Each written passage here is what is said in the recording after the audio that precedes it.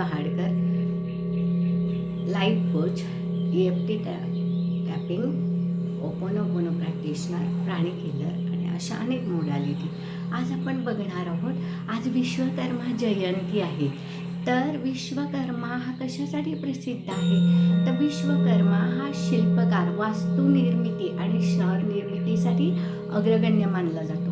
याने अनेक शहरं वसवली. लंका, हस्तिनापूर, इंद्रप्रस्थ यासारख्या अनेक सुसोयींनी युक्त अशी शहरं यांनी वसवली. हा शिल्पकलेसाठी अतिशय प्रसिद्ध आहे. विश्वकर्मा हा सोनार, लोहार आणि सुतार या समाजासाठी अतिशय वंदनीय आहे. आणि आपण आजची माहिती बघणार आहोत. यामध्ये विश्वकर्मा हा ब्रह्मदेवाचा 7वा पुत्र, त्याची आई अंगिरस, आणि यांनी सर्व कलांमध्ये शिल्पकला, वास्तुकला किती सुंदर करता येते ह्याचं जिवंत उदाहरण यांनी निर्माण केलं. आणि तसंच विश्वकर्मा हा यंत्रांचा प्रणेता आहे. म्हणजे यंत्रांची मुख्य देवता कोणती असेल तर ती म्हणजे विश्वकर्मा. विश्वकर्मा याच्या पत्नी ही अप्सरा घृती होती. याला 5 पुत्र होते आणि ह्याचं वाहन हंस आहे. विश्वकर्मा हा वंदनीय आहे कारण सृजनशीलतेचा तो अग्रगण्य आहे.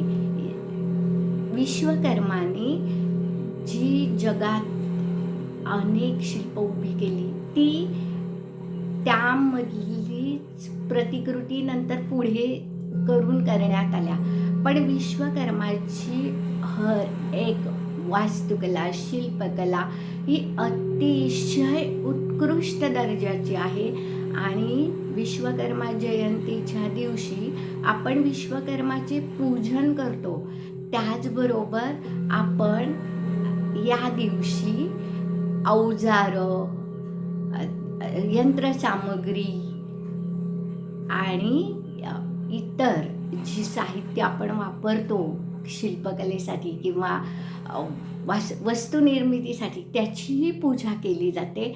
आणि ही पूजा करण्याचा प्रमुख उद्देश म्हणजे विश्वकर्माची जाणीव ठेवणं आणि त्याला वंदन करणं आणि वंदन करून पूजा करून त्याची कृपा प्राप्त करणं.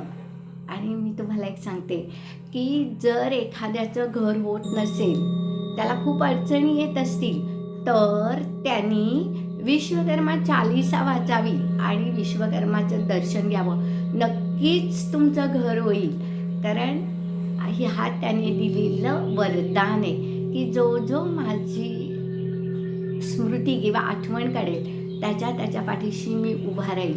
म्हणून विश्वकर्माला आपण वंदन करून आपल्या सर्वांना विश्वकर्मा जयंतीच्या शुभेच्छा. धन्यवाद.